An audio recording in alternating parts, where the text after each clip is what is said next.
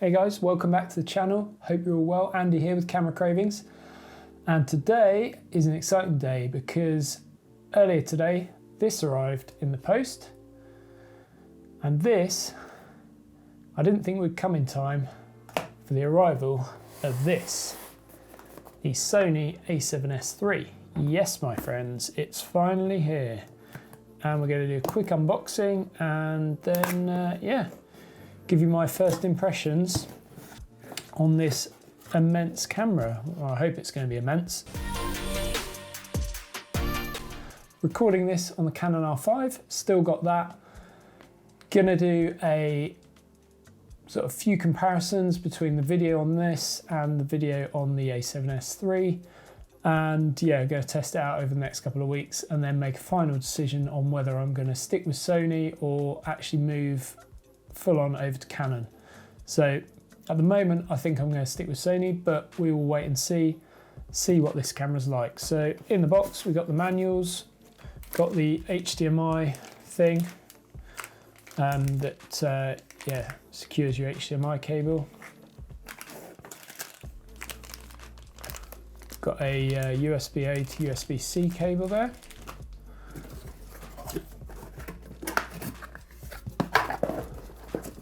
Camera strap that I'm never going to use.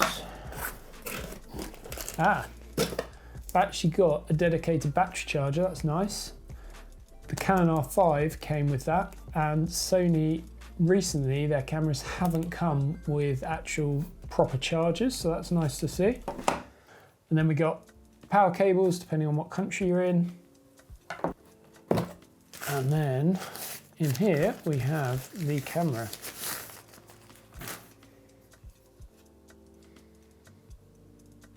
So that's interesting. This camera came with the screen like that. I don't know whether that's because someone's had this out of the box already or if they all come like that, but that surprises me. Because I thought it would come like that. That's how the Canon came.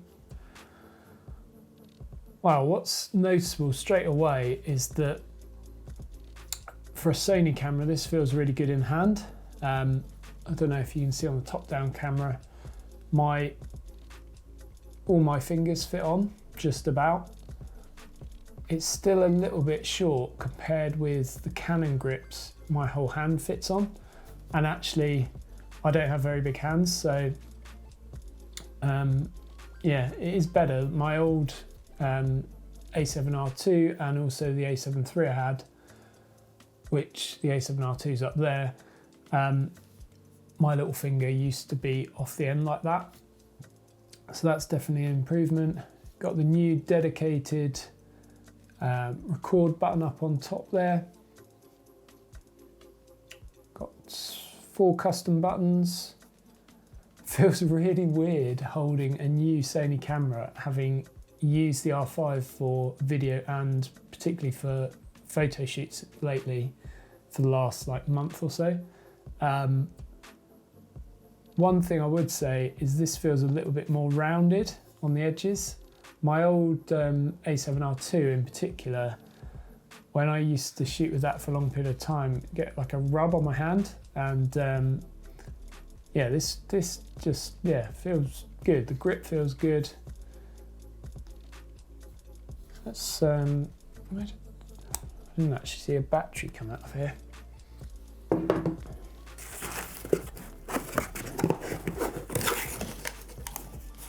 That's because I didn't get it out. Okay, so obviously being a new Sony body, it takes the larger Sony batteries. Same as the A7 III, same as the A7R4, all those cameras. So let's just have a little look and see.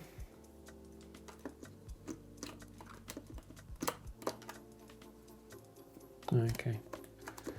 Still goes in that way. I find that weird. Canon goes in the way you'd expect it to. Sony always goes in the kind of opposite way.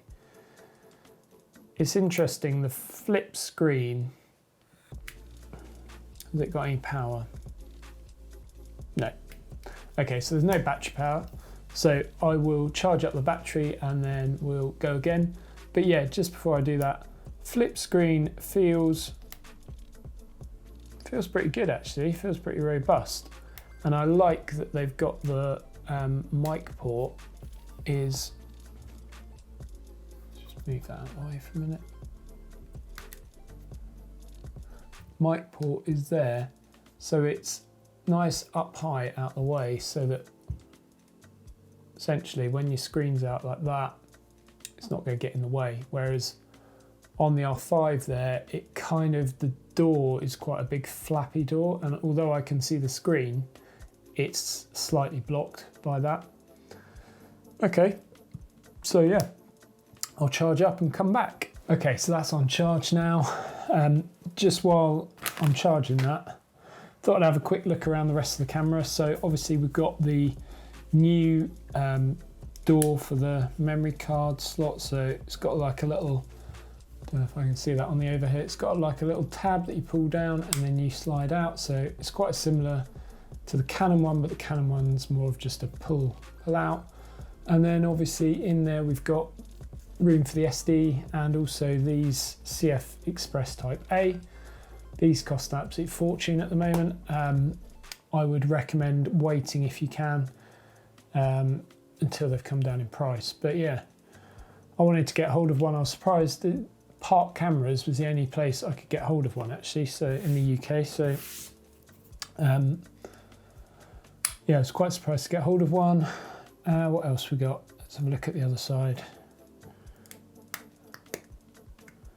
Yeah, so we've got the full size HDMI, which is nice. These doors feel quite nice as well.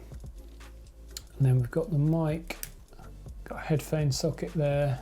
Then we've got the USB-C, so you can charge the camera through that. Oh, that's cool. And then the multi socket as well. But yeah, all feels really nice, nicely weather sealed. Feels good. In terms of the ergonomics, just one thing I have noticed actually is these things that are on the side of the camera.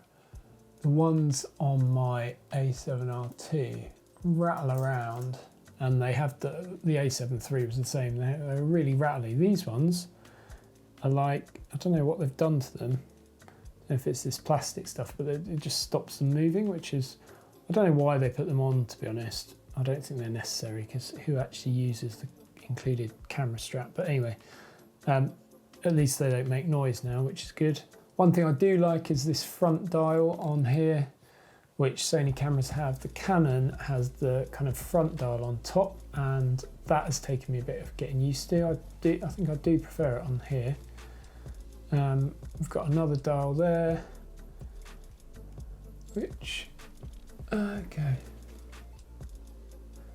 Yeah, so the AF on button feels really nice, really big and squidgy, that's nice. Joystick feels pretty good. Yeah, all of the buttons feel as good as any camera that I've ever had or had my hands on.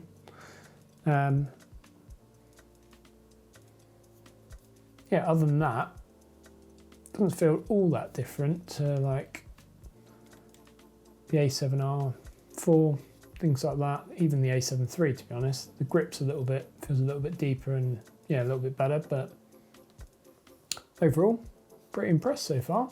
Okay, so it's a new day now. I charged this up overnight and I've shot a little bit with it this morning, just a few clips around the house, some shots of flowers, the cats, stuff like that. I'll show you those clips in a minute at the end of this video. But yes, so far my first impressions are that the touchscreen is really good and actually really responsive, really impressed with that. The menu system is excellent as well. I like the way they've laid everything out. It's really intuitive and yeah, I think it will not take much getting used to at all. And yeah, it just seems like everything is put in the right place. And kind of grouped together where you'd expect it to be, whereas in the old menus, it was always a bit all over the place. So yeah, pretty impressed with that. So we're on the Tamron 17-28, and so it's not going to be quite so cropped in, because on the Canon I was on, I was at 35mm. So it will look slightly different, but how does the image look? How does the quality of the image look? Lighting is practically the same. I've had to bring everything forward so the light is a little bit closer to me to compensate for the 35mm. I've tried to balance it. But yeah, other than that, I've set everything pretty much the same. So obviously shutter speed, aperture, ISO, all the same Kelvin value on the cameras. Just interested to see how different it looks. I found the colours on the older Sony cameras, the 8-bit ones, just not very good. So interested to see what it looks like. Yeah, wanted to talk about things that I like about this camera so far. The touchscreen is really good. It's not as big as the one on the R5. This has a taller screen, so it's about similar width, maybe marginally wider on the R5, but it's taller on here. In terms of sensitivity and operation, I'd say they're pretty comparable. You've just got a bit more real estate on this screen, so it's a little bit easier to navigate. But yeah, the Sony has 2 levels of sensitivity, so you can just put it on standard or high, and it's a really good touch interface. One disappointing thing is that they haven't gone like the full hog like Canon has, whereby on here you can essentially touch. So say you see your shutter speed or your aperture, you can just touch it and then adjust it on a little slider, and that is so nice when you're working like that. It just speeds up your workflow. Sony's got a lot of stuff activated by touch, so the FN function menu, which has a lot of your settings on and you can fully customize, that does have that on. One issue I've got is it's really bright outside, and although I've shut the blind, the light I can tell keeps changing, so you will see some changes in light in this image. So that's just the lighting, which I didn't have obviously last night with Canon because it was dark last night. Yeah, the other things I wanted to talk about was ease of editing. The files I've put so far onto the computer, I've got 2019 27-inch iMac, and the files coming off the A7S III are just way easier to edit than the 4K files off of here, and particularly the 4K HQ off of here is really tough on the computer. And the other things I wanted to talk about was the viewfinder on the A7S III is really lovely. Just so clear, so crisp. I think it's like 9.6 million dot or something like that, or maybe even close to 10. But on here, this is 5 million dot, and so you do notice there is a bit of a difference, but it's not a huge difference to be fair. But yeah, the one on the Sony is really nice. Another thing to note, the Sony, I have noticed I've not shot with it a huge amount. I just shot a few clips earlier on, and then obviously recording this video, but I have been playing around in the menu system quite a bit, and the battery does seem to drain quicker on this camera than say the A7 III or A7R3. So I think that's probably because of the touchscreen and because of the processing that's going on in the camera. It just seems to use up the battery a bit quicker, but it'll be interesting to see once I've got all my settings dialed in and I just shoot with it to see how long a shoot you can do. I think other people have said you can get sort of 2.5 to 3 hours shooting maybe out of a battery, but yeah, I charged it up last night. It took about 2.5 hours maybe, similar to the Canon battery that takes about 2.5 hours. So yeah, let me know what your questions are on either of these cameras. I'm going to be testing the Sony for the next few weeks, and I'm going to try and put out a number of videos on the Sony. Still going to try and put up some more videos on the Canon. If you want me to do any side-by-sides, let me know what you want. Really helps me when you guys sort of give me questions to try and answer. I have had a lot of questions about kind of the ergonomics of these cameras and which one I prefer in terms of the systems. So I'll probably do a video simply on kind of ergonomics and user interface and all that kind of stuff.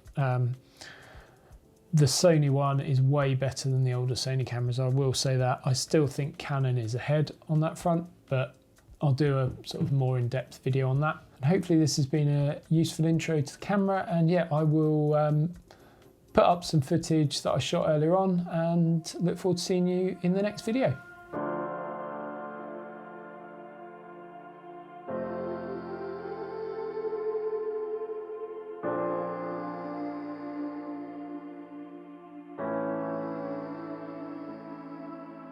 Look where we are, we've made it far. The overgrowth is breaking apart as we walk, as we run. Hold on to me and let's chase the sun.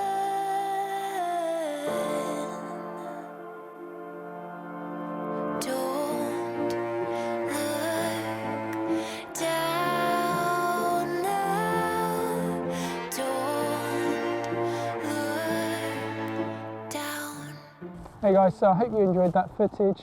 Just wanted to come out tonight and try it out. I'm going to try and get some star stuff later, but I'll put that in a separate video. Don't know what the dynamic range looks like. It's quite a good test tonight because it's very bright here, but then it's getting dark as well. So yeah, we'll have to see what it looks like once we get back to the studio, but I hope you enjoyed this video and I'll see you in the next one.